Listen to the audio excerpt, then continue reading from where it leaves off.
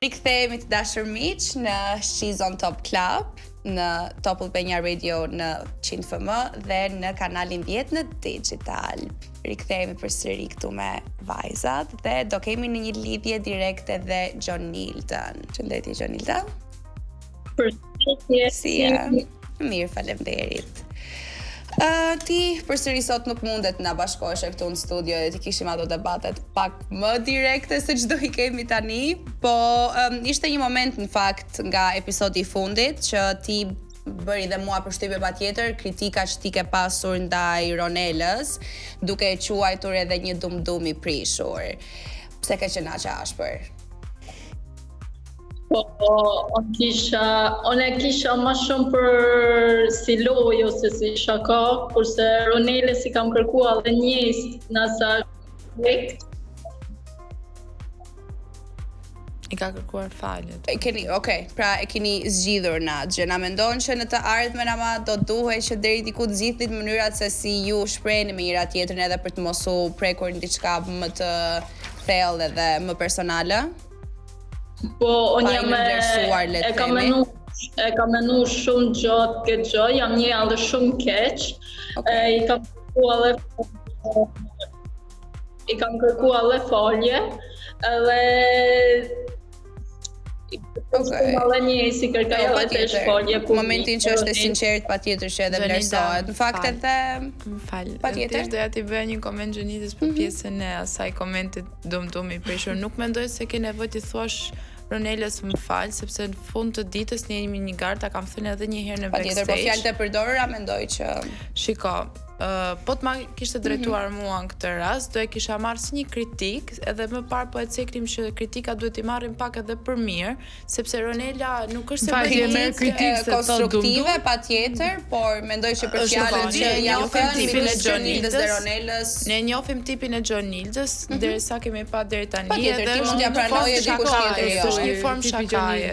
Në fakt duhet kalojmë pak edhe te pjesa e Nikos dhe Gjonildës, por pak më parë do doja të ngelesha te opinioni që Ida ka për ndarë me ne në fakt edhe me këtë historinë midis Gjonildës dhe Ronelës dhe fjalës e thënë një dumdum i prishur. Unë vazhdoj të jem kundra një fjalori me zhargone të ulta, me zhargone kafeje, nuk më duket normale ky lloj komunikimi, sidomos midis gocave që supozohet të jenë modele, dhe modele nuk do të thotë vetëm një krijesë e bukur, një manikinë e bukur. Modeli do thotë një njerëz që flet bukur, një vajzë që është fisnike, një vajzë që është fine, një vajzë që është elegante, një vajzë që di të komunikojë, i respekton të tjerët, pret respekt nga të tjerët, i vlerëson të tjerët. Po dhe kritikat t'i jap me fjalë të zgjedhura, jo me fjalë të tipit dudum. Nuk e ka të drejtën askush që të shajë dhe të ofendojë dikë tjetër. Nëse ti e ke një kritik për t'ja dhënë, zgjidh fjalët e duhura, mënyrën e duhur për t'ja thënë. Nuk duhet që nëse s'bën të kalojmë në ofendime. Unë t'jap shumë drejt, po ishte një formë shakaje, po mandajna unë e kam kuptuar se kam bë gabim edhe i kam kërkuar edhe njës. Jo, jam shumë nuk kam asgjë për të komunikuar, për aq kohë sa Gjonilda ka zgjedhur t'i kërkojë ndjesë dhe ndjesa është pranuar. Plus kur vetë Ronela ka qeshur me komente, nuk besoj se ka ndonjë problem se është mënyra e të shprehur që ne patjetër duhet ta cekim dhe ta flasim, por që jeni modele, jeni shembull. Ka ndodhur diçka tjetër. Ronela, me sa dëgjova, se unë nuk e ndjek në Instagram, por për komentin që i kishte bërë Gjonilda, i kishte kthyer një përgjigje kundër përgjigje Gjonildës në fakt, dhe nuk dukej fare ajo përgjigje. Por në fakt nuk kam informacion, por patjetër do na duhet ta shikonim dhe ta. Po, nuk dukej fare sigurisht diçka që e kishte pranuar. Ishte edhe një story duke kundër përgjigjur. Çfarë eksaktësisht, ose mendoj që ndoshta nëse ka qenë një shkrim i gjatë, unë kam shkruar jo. Ju lutem Gjonilda. Nuk keni pse me bë sa që theme në për televizione, sa me halboj. Patjetër që jo, po duke qenë që ti je pjesë e Shizon Topit e ne këtu jemi në Shizon Top Club, patjetër që ditë që ndodhi në Shizon Top, ne do duhet t'i flasim edhe ti qoftë t'i sqarojmë konfliktet apo qoftë shohim se ku qëndroni ju. Dhe nuk jam thjesht të theme Gjonila, thjesht ti the që ajo e ka pranuar faljen dhe në story duke i ashiqari që nuk e kishte pranuar faljen. Thjesht doja ta shpjegoja. Të më falësh pak çfarë ishte në story, me çfarë nuk e di pikërisht, por ishte një kundërpërgjigje, domethënë si që dhe Gjonila duhet ishte perfekte për ta bërë saktësisht çfarë ishte, po thjesht nuk ishte e kënaqur me atë që thonë Gjonila dhe po i kundërpërgjigjej. Dhe kjo është mbas faljes. Tani mos të flasim për gjëra që nuk i dim ne me saktësi, se nuk e dim unë të paktën as gocat nuk e din saktësisht se çfarë ka shkruar në story dhe nuk mund të hamendësojmë se çfarë ka shkruar Ronela në story dhe ndoshta ka shkruar në fund të gjës ka pas ndonjë ironi, nuk dua që të hamendësojmë. Për aq kohë sa Gjonilda thotë që unë e kam sqaruar këtë gjë me Ronelën, le ta lë me aq. Nuk mendoj që duhet ta zgjasim si temë, si diskutim. Se nuk më duket se nuk është as Ronela këtu që të mbrojë veten e saj dhe nuk dim as se çfarë ka shkruar saktësisht Ronela. Por ta kesh si kritik Gjonilda herë tjetër, mundohu që edhe gjërat negative në thonjza që do t'ja thuash dikujt apo kritikat, të zgjedhësh fjalët e duhura, se jeni të gjitha goca dhe mund të prekësh edhe pa dashje dikë. Po, unë t'jap shumë drejt ty, ishte diça si shaka, nuk e prit që unë e kisha me lënu atë shumë. Unë i kam sqaruar planat me Ronelën, po në fundit jam njerëzore, edhe falja njerëzore është. Patjetër. Gabimet janë njerëzore, falja është hynore. Unë asnjë voice sa është mrena nuk e kam ofendu ose e kam ujë.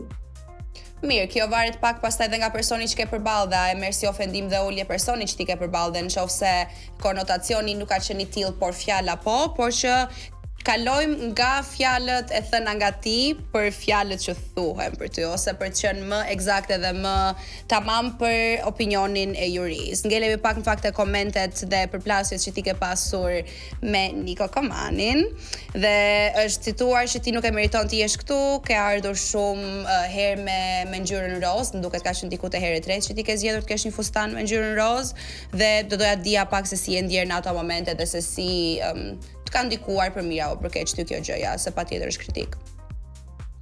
Atëherë, pse kam ardhur deri këtu dihet se unë Që është? Nuk kam ardhur kot.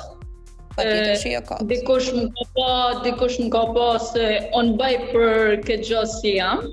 Edhe unë pra ti mendon që e meriton që ti jesh. Kurse ngjyra roz nuk ka ngjyra jame, unë e kam alla seksu, ngjyra jame është e zeza, si jam vesh sot. Kështu që rreziku ishte normal, por mendon që po gjykohesh për diçka më ekstra se vajzat e tjera në bazë të stilit të Nikol më fal tek ngjyra roz. Ti po thua që kam rrezikuar. E kuptoj herën e parë që mund të rrezikosh.